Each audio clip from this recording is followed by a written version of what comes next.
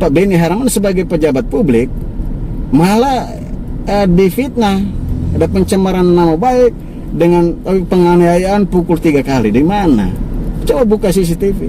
CCTV itu yang bisa berhak buka itu hanya kepolisian ketika terjadi kasus. Ini malah mereka buka duluan dan malah ada pengeditan gitu di situ. Tapi saya yakin pasti ini karena polisi sementara menyelidiki, saya yakin itu. Tidak mungkin Pak BKH melakukan itu. Pak BKH, Pak Beni Harman tidak mungkin melakukan, kan dia tahu. Maka dia bersumpah. Menurut saya tidak merasa terganggu karena sudah benar apa yang ditetapkan oleh DPP itu sudah berdasarkan anggaran dasar rumah tangga dan peraturan organisasi. Apa harus diributkan masalah siapa yang jadi ketua? Itu mekanisme yang sudah lumrah. 5 tahun memang harus diganti. Kalau memang tetap dengan pertimbangan itu tetap. Kalau memang diganti itu biasa kok. Kenapa harus diperdebatkan? Hanya karena Lelo jadi ketua, seolah Lelo itu tidak pantas menjadi ketua DPD. Saya ikuti mekanismenya kok, kader kok. Iya kan?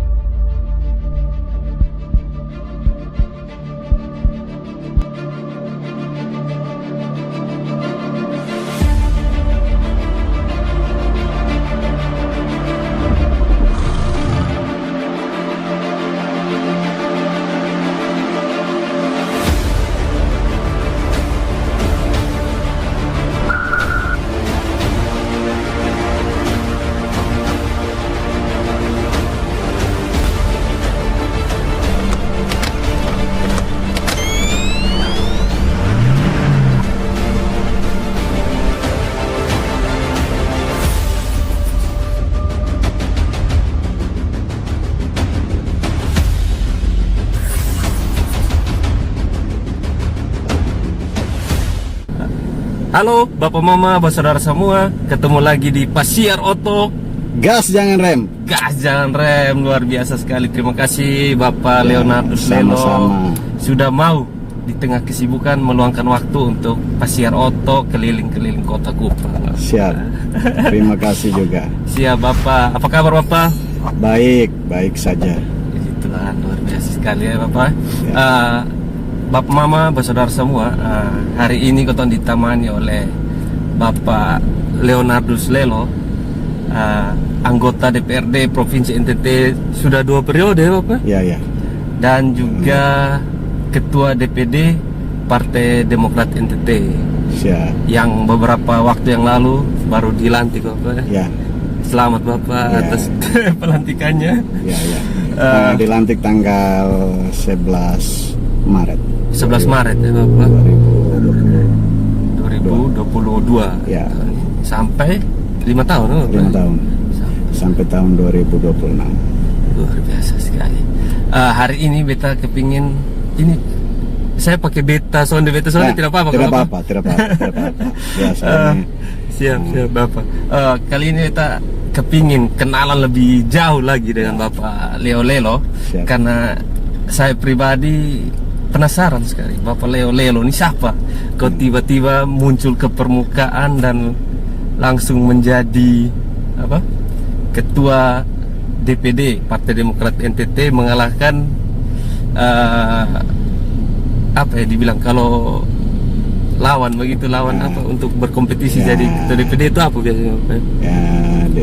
Jadi bukan lawan. Oh, itu tapi dalam memperebutkan memperebutkan Ketua DPD Partai Demokrat Provinsi Nusa Tenggara Timur. Siap. Itu yaitu Bapak Wali Kota Kupang. Ya. Bapak Jeffrey Riwukore. Ya, dengan Pak Jeffrey Riwukore karena sebagai kader ya, dan saya masuk di Partai Demokrat sejak tahun 2001. 2001 ya. Dan di tahun 2004 pernah menjadi Ketua Tim Kampanye Provinsi NTT untuk pasangan calon Presiden Wakil Presiden Bapak Susilo Bambang Yudhoyono dan Bapak Yusuf Kala di putaran kedua. Bapak ini sudah lama. Bergabung kader seniornya Demokrat juga nih Bapak. Ya, kalau dibilang dari sisi waktu memang saya sudah bergabung di tahun 2001. Siap. Sejak berdirinya atau bentuknya Partai Demokrat di tanggal 9 9 September 2001 yang lalu. Oh. Ya.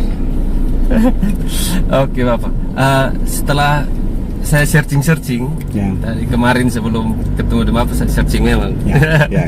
Ternyata Bapak ini ada dasarnya adalah seorang akademisi dari Ya, Bapak. saya akademisi, saya dosen di Fakultas Ilmu Sosial dan Ilmu Politik, Oh. jurusan atau program studi ilmu pemerintahan, mengajar sejak 2001 ya. Mengajar sejak 2001 sampai 2015 awal saya. Oh, sekarang Setelah tidak. menjadi anggota DPRD provinsi, Oh. saya berhenti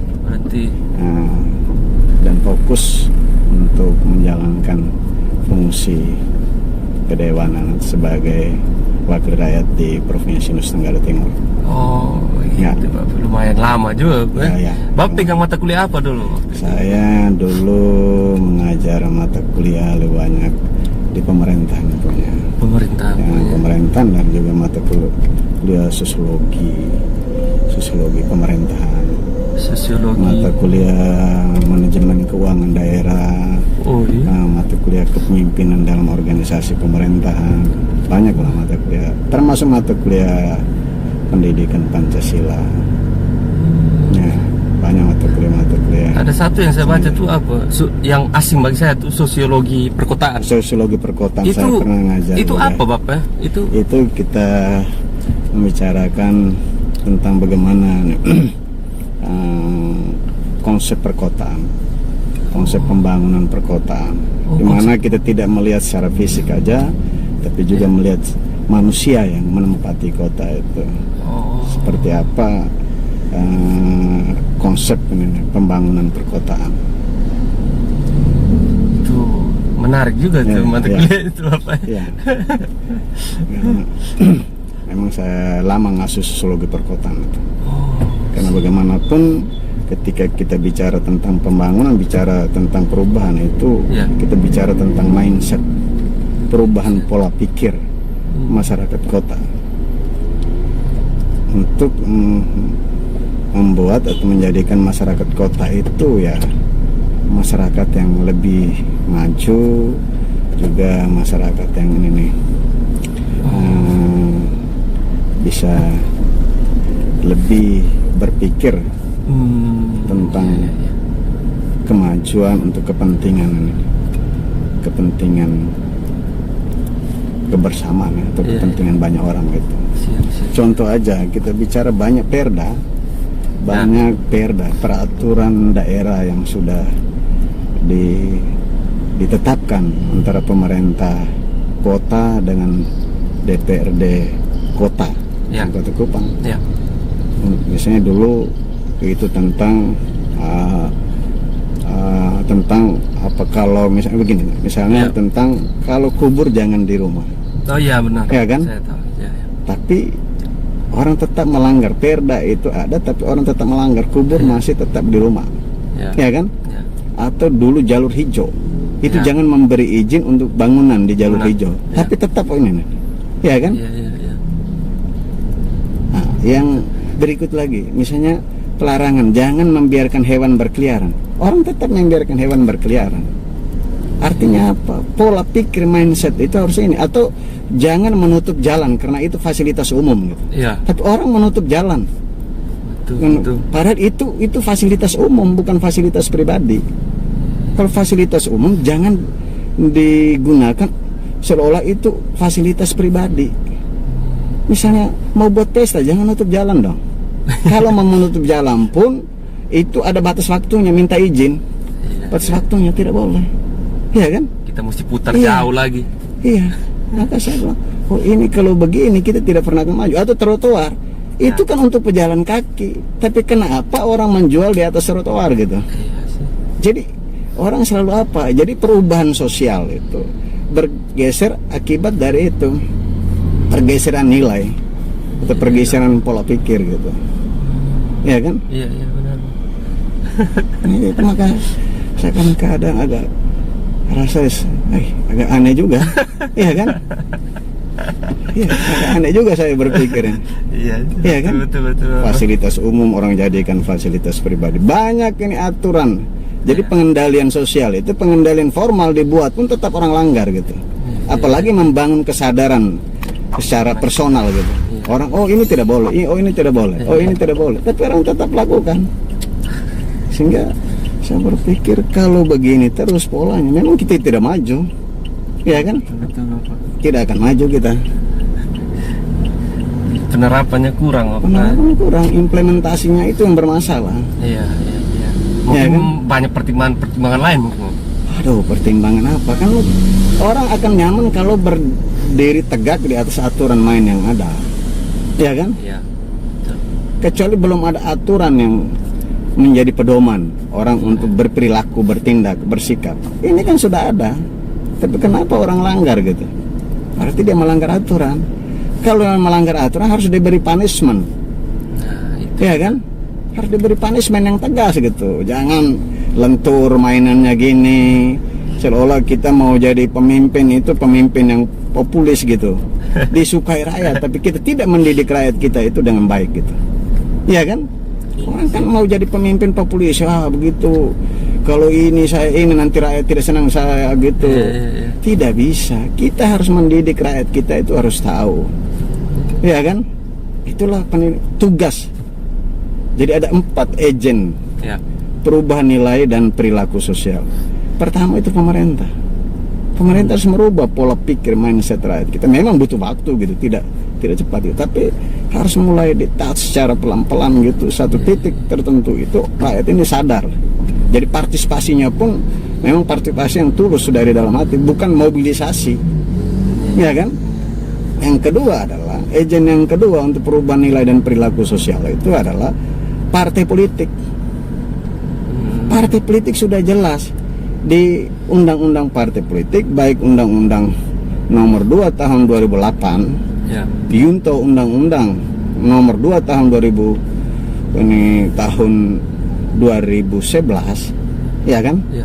2011 sudah jelas di situ bahwa fungsi partai politik itu adalah fungsi pendidikan politik. Selain itu fungsi rekrutmen politik gitu. Artinya partai politik itu yang menentukan maju mundurnya negara, maju mundurnya daerah itu ditentukan oleh kekuatan partai politik. Ya, itu partai politik harus memberikan pemahaman, memberikan pencerahan kepada rakyat kita ya. Itu tugas partai politik, bukan tugas partai politik 5 tahun mau mendapat kursi, dukung, ya kan, mau mendapat kursi untuk legislatif, untuk eksekutif, bukan. Partai politik itu harus setiap hari harus dekat dengan rakyat, bersama rakyat, tahu apa yang menjadi persoalan permasalahan, termasuk pola pikir, ya kan, merubah mindset, merubah pola pikir mereka, sehingga kita menuju kepada satu cita-cita besar, cita-cita bersama gitu. Begitu. Mungkin pemerintah. Yang ketiga itu adalah lembaga pers. Kita mengharapkan pers kita ini juga harus ini semakin hari semakin berkualitas. Ya. Ketika ketika melansir berita, ini harus juga ada muatan-muatan pencerahan kepada rakyat gitu, ya kan? Betul. Jangan sampai media ini menjadi bumerang bagi rakyat gitu. Rakyat dalam posisi itu akhirnya rakyat ini bingung gitu, mana yang benar gitu informasi, mana yang ini, kan begitu. Betul. Yang keempat, lembaga agama, agen yang keempat. Lembaga agama kan sudah ada doktrin, nilai-nilai, kan sudah jelas gitu. Kolaborasi 4 agen ini yang buat rakyat kita akan semakin hari semakin baik, semakin berkualitas. Iya kan? Betul Bapak. Bapak, kita Ya. kembali lah sedikit. Ya, siap. Kenapa Bapak yang seorang akademisi Ya. mau terjun berpolitik? Jadi saya memang dulu cita-cita saya itu harus ini nih, maju menjadi wakil rakyat. Itu sudah cita dari dulu. Waktu saya mahasiswa sekalipun saya dulu pernah menjadi salah satu anggota Kersinel Golkar di 97. Saya ikut organisasi ini kan sejak saya masuk kuliah di tahun 93. Saya sudah ini mulai kegiatan ini intra kampus, menjadi senat mahasiswa perguruan tinggi, Saya juga ini nih aktivis OKP nasional, OKP lokal, itu saya terlibat. Karena kita tidak sebatas berbicara saja, tapi kita juga harus berbuat gitu.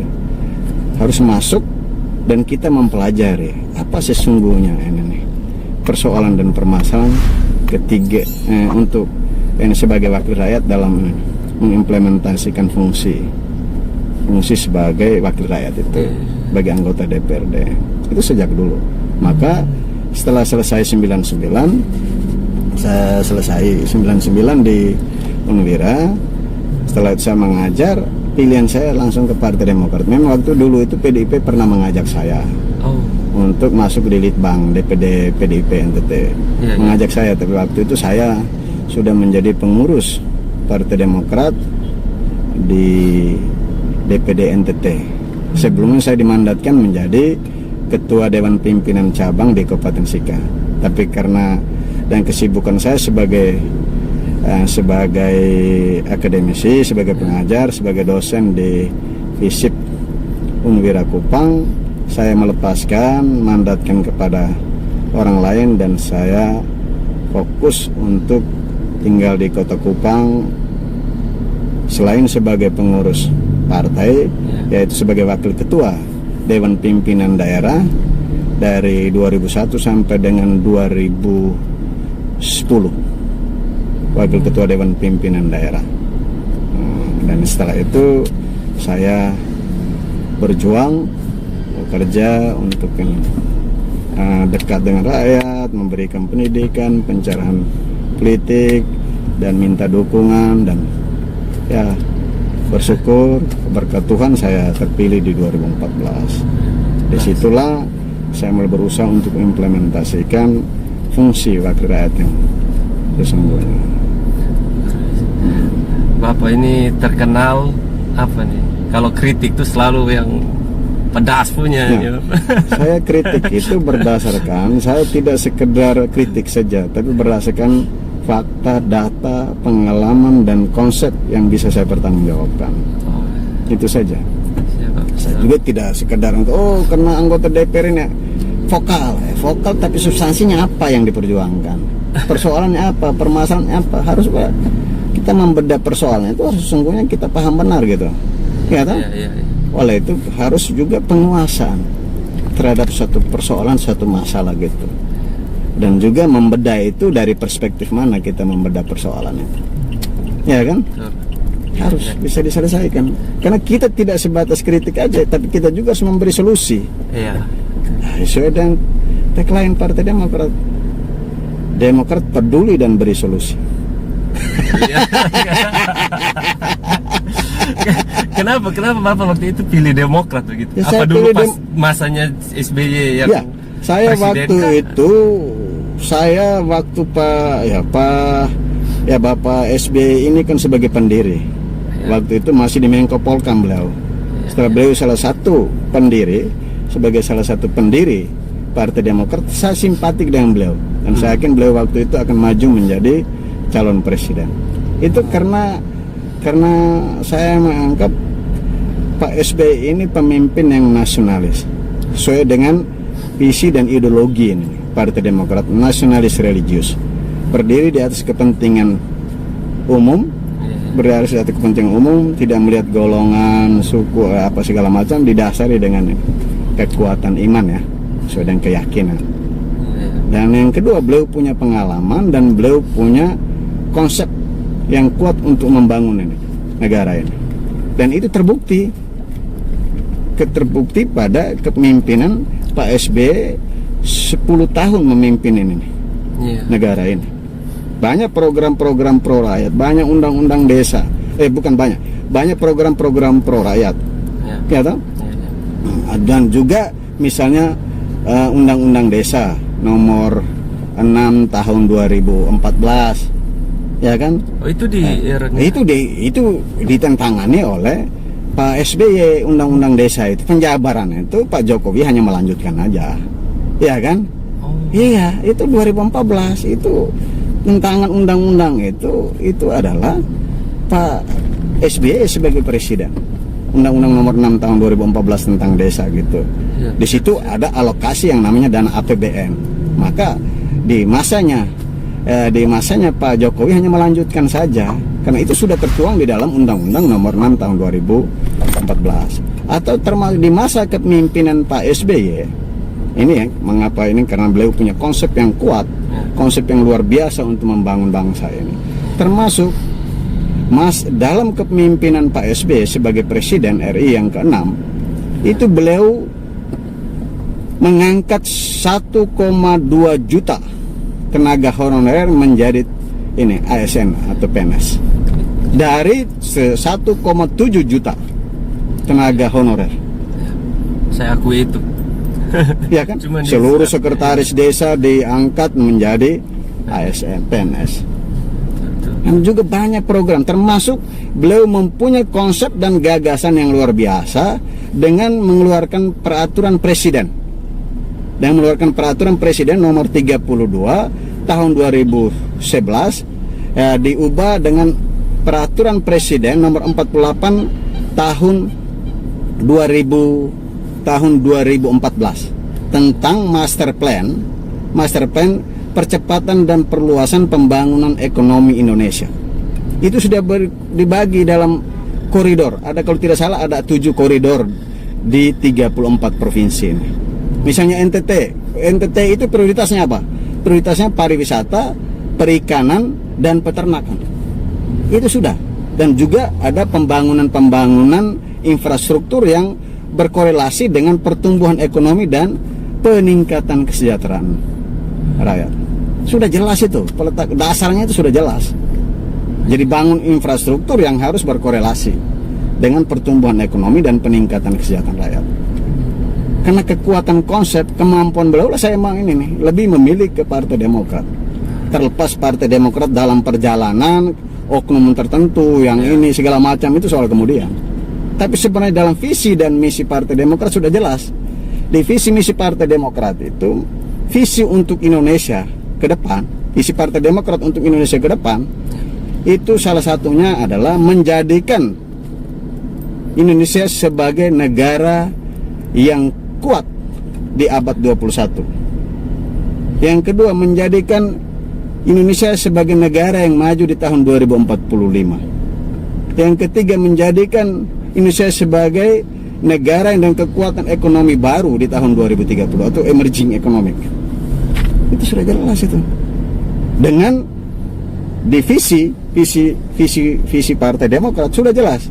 Jadi Partai Demokrat itu konsisten terhadap idealisme dan nilai-nilai platform perjuangan Partai Demokrat, yaitu terhadap perdamaian dan keamanan,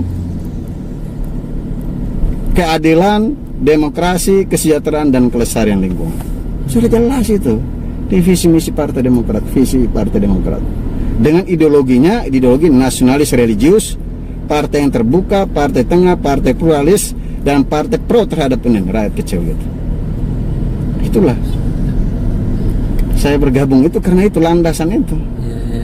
Ya. Saya akui sih satu kebijakan yang diambil pemerintahan SBY itu mengangkat tenaga honor. Iya, tenaga bukan honor. Saya membela karena tidak, ketua di sini. Dan ini betul. Ya. Sekarang kan sisa 500.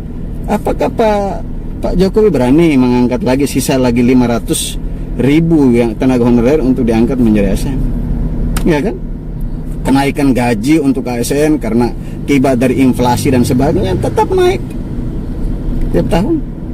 Setiap tanggal 17 pidato gaji ASN atau PNS naik. Kan gitu.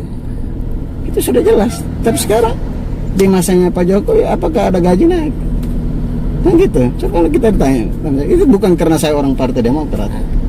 Saya juga harus berdiri untuk menyatakan yang mana benar, yang mana salah, dan tidak boleh saya ini karena konsep like and dislike, karena beda partai, karena ini kami partai oposisi. Bukan itu. Kita harus memberikan pencerahan politik yang baik dan benar kepada rakyat kita. Iya kan? Iya. Oke Bapak, ngomong-ngomong Partai Demokrat ya Bapak ya. Kita tahu bersama tahun lalu kalau tidak salah itu sejak Musda Iya, di tanggal 15 Oktober 2021. Iya, itu. Nah, setelah 15 itu musda di NTT 15 Oktober tahun 2021. Iya. Karena di dalam peraturan organisasi nomor 2 tahun 2021 tentang pelaksanaan musdalup, Ya. muscaplup, pengangkatan Dewan Pimpinan Anak Cabang, pengangkatan ranting, Ya. itu sudah jelas mengatur bahwa musda itu hanya menetapkan calon ketua DPD atau calon ketua DPC.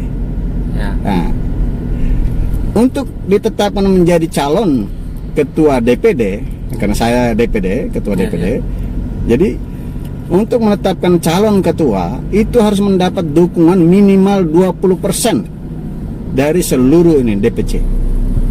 Saya memenuhi syarat itu, 50% dukungan DPC terhadap saya. Dan perlu diketahui, musda itu hanya menetapkan calon, dan disitulah yang berhak diusulkan dan ditetapkan menjadi calon ketua DPD saya dengan Pak Jeffrey Ribokore. Ya. Karena sudah memenuhi syarat minimal 20%. Saya mendapat dukungan 11 DPC, Pak Jeffrey mendapat dukungan 11 DPC. Kan begitu? Ya. Selanjutnya apa? Selanjutnya di tanggal 8 November tahun 2021 kena syarat di ini nih, itu mengikuti fit and proper test. Ya. Fit and proper test sebelum ditetapkan oleh tim 3 DPP, Dewan Pimpinan Pusat, yaitu Ketua Umum, Sekretaris Jenderal, dan Kepala BPOKK, atau Kepala Badan Pembinaan Organisasi Kaderisasi dan Keanggotaan. Oh. Jadi hak sepenuhnya itu ditetapkan oleh DPP, bukan berdasarkan dukungan suara yang terbanyak atau dukungan DPC terbanyak, bukan. Memenuhi syarat minimal 20%. Dan itu maka di musda ditetapkan ada 2 calon ketua DPD, yaitu saya bersama dengan Pak Jeffrey Ribokore.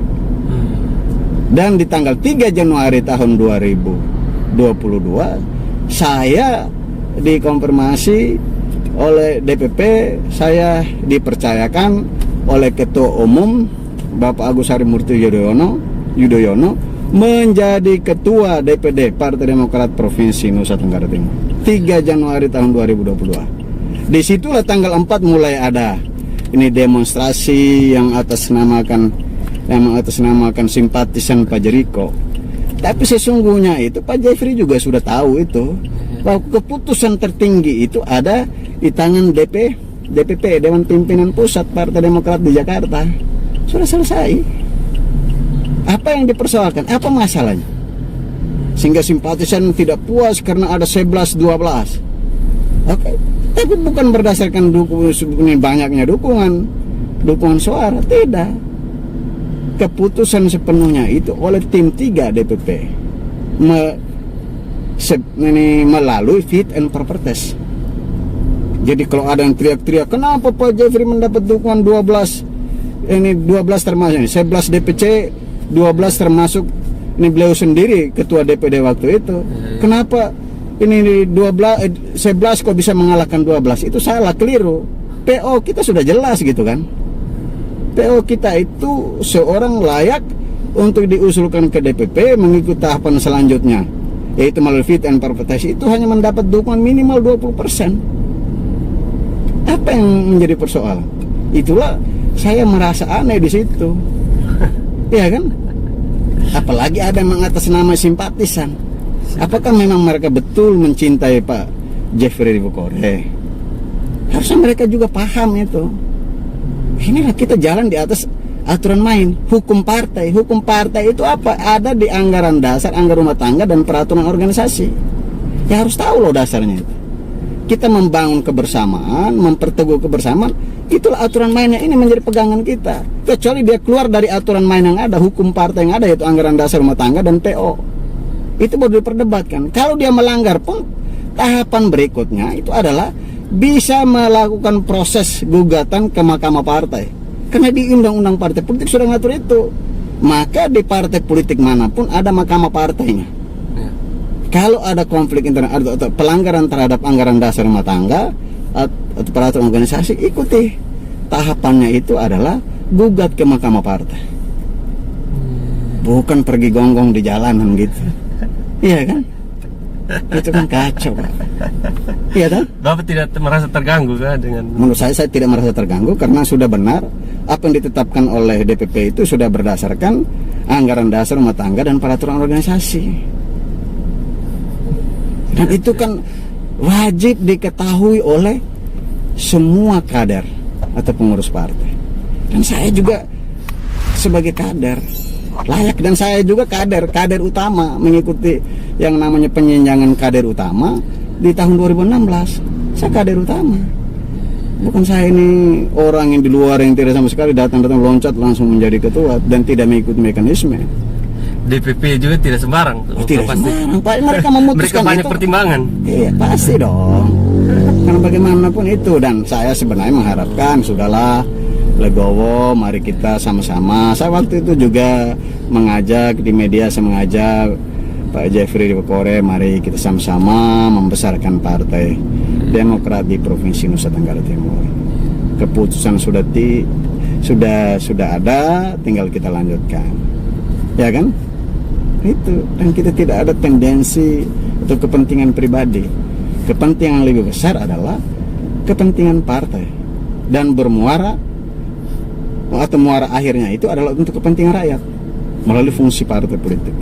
Itu fungsi rekrutmennya, ya, rekrut orang menjadi anggota DPR RI, menjadi anggota DPRD provinsi, DPRD kabupaten kota, menjadi presiden, wakil presiden, menjadi gubernur, wakil gubernur, dan menjadi bupati, wali kota, wakil bupati, dan wakil wali kota. Kan gitu, untuk bagaimana supaya bisa menjalankan mandat atau amanat dari rakyat, untuk kepentingan kesejahteraan rakyat, untuk kepentingan perdamaian dan keamanan, untuk kepentingan ini mewujudkan demokrasi, untuk mewujudkan ini penegakan hukum atau keadilan hukum, untuk kelestarian lingkungan.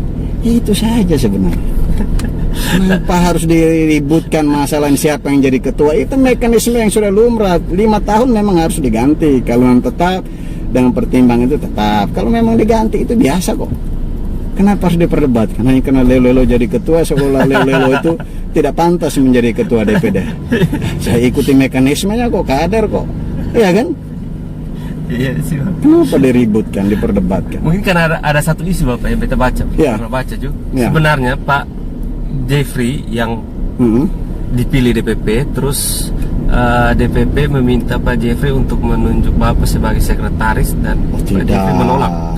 Makanya ditunjuklah Bapak sebagai ketua. Itu isunya begitu Bapak yang beta baca. Jadi begini, Ya. jujur kami diundang oleh DPP. Ya. Itu kan DPP menanyakan hal yang sama. Saya tidak tahu itu menjanjikan, saya kurang tahu. Oh, iya. Saya tidak tahu karena masing-masing kami dipanggil, diundang. Pertanyaannya kan sama. Kalau misalnya waktu itu saya pernah ditanya, Ya. kalau misalnya Pak Jeffrey jadi ini nih ditetapkan jadi ketua, bagaimana sikap Pak? Bagi saya tidak ada masalah karena itu keputusan DPP. Oh. Pak kira-kira maunya bagaimana? Saya bilang terserah keputusan DPP, apapun keputusan kita terima gitu. Saya tidak berorientasi untuk dapat jabatan. Kok di masanya Pak Jeffrey saya tidak dapat jabatan juga, saya rasa biasa aja. Saya hanya di fraksi saja, ya kan? Nah, kalau misalnya Pak jadi ketua, bagaimana Pak Jeffrey? Saya bilang kita akan tetap akomodir karena dia ini kader kita yang terbaik untuk dipersiapkan maju lagi di calon wali kota di 2024 atau beliau kemana kita dorong karena itu salah satu kader terbaik dari Partai Demokrat. Itu kan pertanyaan itu kan sama gitu. Bagaimana ini? Pertanyaan itu sama juga pasti di Pak Jeffrey. Tapi Bukan mungkin dipelintir sedikit entah dipelintir atau tidak kan saya tidak ada urus. Saya bicara itu karena saya undang, saya bertemu dengan DPP dan pertanyaan yang sama. Kalau misalnya ditetapkan Pak Jeffrey, bagaimana sikap Pak? Oh, saya bilang saya ikuti saja apa yang menjadi keputusan DPP, itulah keputusan mungkin terbaik, ya kan? Kalau misalnya Pak Jeffrey, bagaimana sikap Pak terhadap Pak Jeffrey? Kita akan tetap akomodir beliau mungkin. Apakah nanti tetap bergabung di partai di ketua Dewan Pertimbangan Daerah, atau ke beliau mungkin diajak lagi ke DPP? Itu Bisa kok, kita dalam satu rumah besar kok, untuk apa diributkan itu? Ya, toh? Demokrat rumah besar, Demokrat rumah bersama, ya kan? Itu aja, itu saja. Oke Bapak. Ya, Siap. Kita bergeser sedikit Bapak. siap. Yang saya pantau selama ini di media sosial atau dimanapun itu, partai-partai sekarang ini mulai melirik ke milenial nih Bapak. Ya, Banyak partai yang sudah merekrut milenial Ya. masuk ya. untuk apalah istilahnya, memenuhi apalah gitu. Kalau Partai Demokrat sendiri bagaimana Pak? Oh, kami Partai Demokrat itu untuk milenial di kepengurusan saya, termasuk juga pusat, itu di NTT itu 40% kaum milenial, kelompok milenial. Itu di pengurusan saya untuk 2021, periode 2021-2026, 40% milenial. Kan kita bikin segmennya jelas gitu. Mengapa? Karena ada juga tertuang dalam 10 program umum Partai Demokrat tahun 2020-2025. 2020-2025 di bawah kepemimpinan Pak Ketua Umum Pak Agus Harimurti Yudhoyono. Sudah jelas, salah satunya cuma menangkan suara ini kaum muda, generasi muda. Itu sudah jelas gitu, sehingga kita ngajak. Nah, apalagi semangat, motivasi, sebagainya itu ada di generasi muda, kelompok milenial. Itu yang kita harus dorong, kita harus persiapkan mereka, harus ini dan sebagainya. Dan kita juga bisa mendampingi, bisa ini, mendukung mereka, mensupport mereka, agar mereka ini menjadi agen partai untuk bisa ini memberikan pikiran dan pandangan atau pencerahan politik kepada rakyat, ya kan? Jangan generasi muda dianggap bahwa mereka ini masih punya keterbatasan, punya ini, jadi ya sudahlah, seolah-olah di ini. Tapi kita mempersiapkan mereka untuk menjadi pemimpin di hari esok itu, ya kan? Itu harus menjadi komitmen partai politik, termasuk kami Partai Demokrat. Komitmen kuat untuk kelompok milenial ini harus kita ini dukung penuh, dan kita ngajak rekrut untuk bergabung di partai. Dan itu kami buktikan 40% kelompok milenial yang bergabung di kepengurusan Partai Demokrat Provinsi Nusa Tenggara Timur periode 2021-2026 gitu. Oke. Milenial sendiri Bapak, Ya. tidak gampang milenial untuk terjun ke politik. Karena politik Ya. itu juga orang bilang kejam ya Bapak. Ya. Butuh modal yang tidak sedikit Bapak, Ya, ya. untuk terjun main di politik Bapak. Ya. Selain modal ini, Ya. ini juga. Ya. Menurut Bapak bagaimana itu Bapak? Jadi begini, jadi kita itu kadang-kadang orang melihat bahwa politik ini, pertarungan politik itu seolah-olah hanya modal materi atau modal finansial, ya kan? Tapi sesungguhnya itu bukan satu-satunya. Maka Partai Demokrat mempunyai satu konsep yang kuat bahwa bagaimana Partai Demokrat bisa mencetak SDM yang unggul gitu. Maka pengurus dan kader partai itu harus disiapkan dari sisi sumber daya manusianya. Jadi bukan sumber daya materi atau sumber daya finansial aja. Itu salah. Jadi orang hanya berpikir, oh orang ada duit banyak baru ini. Tapi kita juga menyiapkan mereka dari sisi pengetahuan, dari sisi ilmu pengetahuan mereka. Itu harus kuat. Jadi sehingga mereka bisa membantu, memberi solusi untuk rakyat gitu. Kan tidak ada yang tidak harus langsung maju menjadi caleg. Ada yang sudah siap ya maju menjadi caleg. Tapi kalau ada yang belum, dia menjadi pekerja partai dan juga bisa menyumbangkan pikiran, gagasan untuk kepentingan ini rakyat gitu, ya kan? Jadi harus penyiapan kader gitu. Jadi bagi saya itu SDM itu salah satu program juga dari 10 program umum Partai Demokrat di bawah kepemimpinan Pak Agus Harimurti Yudhoyono. Itu mencetak SDM yang kuat, ya, yang mencetak SDM yang unggul dan militan itu. Atau juga memperkuat kepemimpinan, memperkuat kepemimpinan dan juga manajemen yang efektif, memperkuat kepemimpinan dan manajemen yang efektif. Sudah jelas semua memang di situ, ya kan? 10 program. Jadi kita jalan di atas dasar pedoman visi misi program yang ada gitu.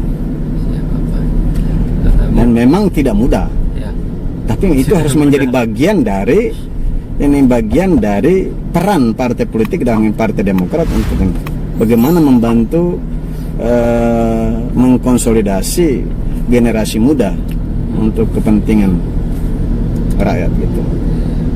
Jadi mereka tidak sekedar datang hura-hura, mereka juga di situ datang belajar dan juga bisa berpartisipasi dalam program dan kegiatan yang bersentuhan dengan kepentingan rakyat gitu. Ada pesan kau Bapak buat anak-anak muda milenial NTT yang mungkin mau terjun berpolitik?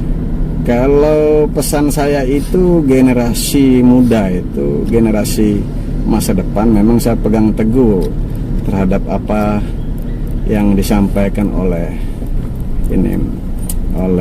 Bung Karno ya. Oleh Bung Karno. Muda itu adalah kekuatan.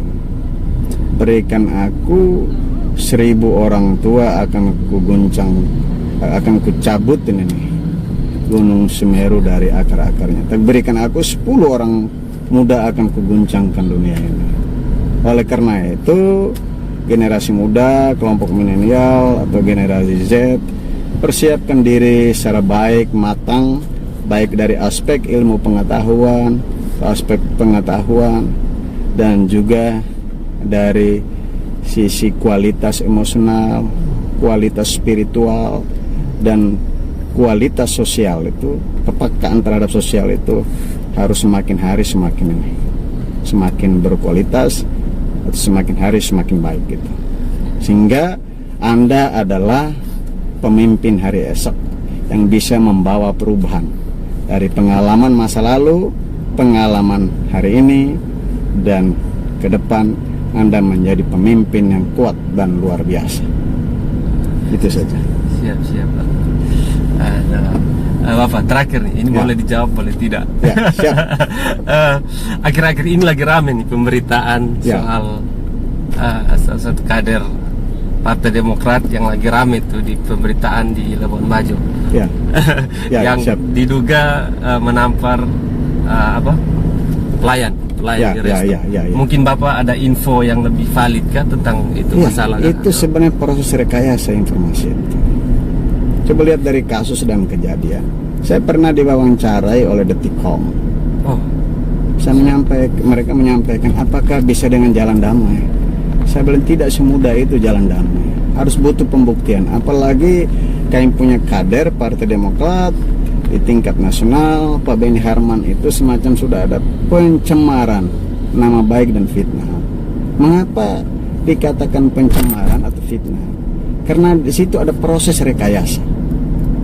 Proses rekayasa dengan topik atau judul penganiayaan terhadap saudara Ricardo. Salah satu karyawan atau manajemen karyawan di resto Maichengo. Ya kan? Ya, benar. Dan itu kalau saya dapat informasi langsung dari keluarga BKH, itu sesungguhnya tidak ada penganiayaan itu. Itu sebenarnya pelayanan di Maichengo itu yang sebenarnya tidak betul gitu. Ya, mengapa saya mengatakan demikian? Karena kejadian itu terjadi pada hari Selasa. Akibat dari pengusiran Pak Beni Harman dari ruang VIP. Pindahkan. Beliau diusir. Padahal beliau diajak untuk duduk di ruangan VIP. Karena situasi suhu udara yang panas, beliau minta dalam dan diantar oleh karyawan Maichengo sendiri. 15 kemudian diusir, kalau bahasa kasar diusir dari tempat itu karena katanya sudah ada reservasi, tapi bukti reservasinya tidak ada tertulis di meja itu, meja makan di resto Maichengo itu tidak ada, tidak tulis reservasi. Kalau reservasi kan tidak mungkin Pak Beni bersama dengan keluarga duduk di situ. Setelah itu Pak Benny Harman merasa tersinggung kenapa diusir. Dia sudah duduk 15 menit dan sudah ini pesan makan. Ketika konfirmasi ke manajemennya, manajemen katanya itu baru disampaikan, baru dipesan. Oh, baru dipesan. Akhirnya, oh apa salahnya atau apa memang tidak pantas Pak Benny bersama keluarga di situ. Itu penyampaian dari ini manajemen Resto Maicenggo itu kan. Dan karena waktu itu Pak Benny memang merasa kecewa dan sebagainya, dia waktu itu dia tujuannya sebenarnya positif untuk mengingatkan ini pariwisata super premium loh, ya toh. Pelayanan kamu itu tidak boleh ini semacam apa ada diskriminasi gitu kan, ada diskriminasi kan. Tanggung jawab beliau sebagai putra NTT, putra yang ada di wilayah ini nih, pariwisata super premium Labuan Bajo itu, maka beliau menyarankan itu. Dan waktu itu beliau sedikit ini nih marah kepada saudara Ricardo itu, dan mereka sudah minta maaf, berdamai. Dia tanya manajemen itu, sudah berdamai di situ, sudah bukan berdamai, sudah saling ini Ricardo sendiri, saudara Ricardo sendiri sudah minta maaf dengan manajemennya ada di resto. 2 hari kemudian laporkan dengan menyebarkan ini CCTV itu yang sudah diedit. Itu Ricardo, saudara Ricardo. Kan tidak benar. Kalau Anda mau laporkan di hari itu dan CCTV tidak boleh disebarkan, itu melanggar undang-undang ITE. Melanggar undang-undang ITE. Anda menyebarkan itu kan sebenarnya bukan kewenangan Anda, dan itu sudah ada pengeditan itu CCTV itu tidak benar. Maka waktu itu media yang namanya media Detikcom, apakah bisa damai? Saya bilang tidak semudah itu, karena ini sudah pencemaran nama baik. Pak Benny Harman sebagai pejabat publik malah difitnah, ada pencemaran nama baik dengan penganiayaan pukul 3 kali. Di mana? Coba buka CCTV. CCTV itu yang bisa berhak buka itu hanya kepolisian ketika terjadi kasus. Ini malah mereka buka duluan dan malah ada pengeditan gitu di situ. Ya kan? Itu yang saya sampaikan, tidak semudah itu, harus hukum bisa dibuktikan dulu. Karena tidak bisa tidak bisa saudara Ricardo dengan manajemen Maicenggo itu minta maaf. Kalau hanya minta maaf, berarti orang menganggap bahwa seolah Pak Benny kena pejabat publik, ya kan, mendiamkan seolah-olah dia melakukan. Jadi ada pembenaran dia melakukan. Supaya beliau nama baik juga, pemulihan nama baik, proses hukum dilakukan untuk pembuktiannya. Proses hukum dilakukan untuk pembuktian. Terlepas nanti dalam perjalanan ada minta maaf, ada permintaan maaf, saling damai, itu soal kemudian, ya kan? Tapi pembuktian itu ada dulu. Dan saudara Ricardo pun harus mengklarifikasi bahwa di situ ada proses rekayasa di situ. Apalagi CCTV itu disebarkan duluan. Membuka CCTV itu tanpa ada keterlibatan atau permintaan dari pihak penegak hukum, kan tidak boleh. Itu namanya kena pidana dengan undang-undang ITE-nya itu, ya kan? Itu bisa kena, bisa 4-7 tahun Pak, undang-undang ITE-nya. Dan beliau harus publikasi ke media nasional, karena Pak Benny sudah dicemar nama baiknya. Pemulihan nama baik dia harus menyampaikan. Bisa begitu, rakyat kita ini juga kita harus didik yang benar. Jangan manipulasi ini, manipulasi tentang suatu peristiwa atau kejadian. Bicara jujur, ya kan? Jangan karena ada muatan kepentingan politik tertentu atau apalah ini dan sebagainya, Anda boleh memperlakukan seorang pejabat publik seperti itu, malah merugikan kan? Ya kan? Betul tidak? Kita harus didik. Ya. Saya memang begitu, tidak bisa gitu. Kalau tidak seenaknya aja, pejabat publik siapa saja orang seenaknya, caci maki, lapor segala macam. Padahal yang bersangkutan sendiri justru melakukan penipuan dan rekayasa, iya kan? Dan itu sudah diakui oleh Ricardo gitu kan. Tapi saya yakin pasti ini, karena polisi sementara menyelidiki, saya yakin itu. Kan tidak mungkin Pak BKH melakukan itu. Pak Benny Harman tidak mungkin melakukan, kan dia tahu. Maka dia bersumpah. Kalau kita baca di media, dia bersumpah demi Tuhan kalau saya melakukan ini penganiayaan. Orang beriman sampai dan sumpah pada Tuhan itu kan tidak gampang. Betul. Iya kan? betul sekali. Oke. Jadi begitu. Terima kasih ya. Oke, Bapak Leo. Terima kasih banyak. Kita Tuhan sudah- memberkati. Amin. Tuhan berkati juga Ya, Bapak. ya. Sukses terus. Ya, terima Sehat kasih. terus, Bapak. Kalau nanti ada apa? Ada pembahasan yang beta kepingin bahas dengan Bapak Leo lagi, jangan kapok untuk persiapan ke Bapak. Ya, siap. Saya selalu siap, sedia siaga selalu ketika Asik. tidak tabrakan dengan kesibukan saya. Ya, ini bentuk dukungan Ya, Bapak Leo terhadap potong ekonomi kreatif. ya. Siap. Oke, Saya makasih, mendukung Bapak. penuh. Siap, Bapak Mama, Saudara semua, semoga ada hal-hal baik yang Bapak Mama, Saudara semua bisa ambil dari percakapan hari ini, Bapak. Ya. Yang baik diambil, yang kurang baik ditinggalkan saja. Ya. Bapak, betul Bapak? Ya, betul.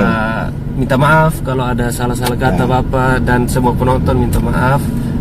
Tidak ada maksud apa-apa. Ini hanya murni bercerita Ya. Bapak Ana. Gitu. Ya. Siap. Siap Bapak. Gas, jangan rem. Gas jangan rem Bapak. Oke, Bapak Mama, Saudara semua, sampai ketemu di video berikutnya. Bye. Bye.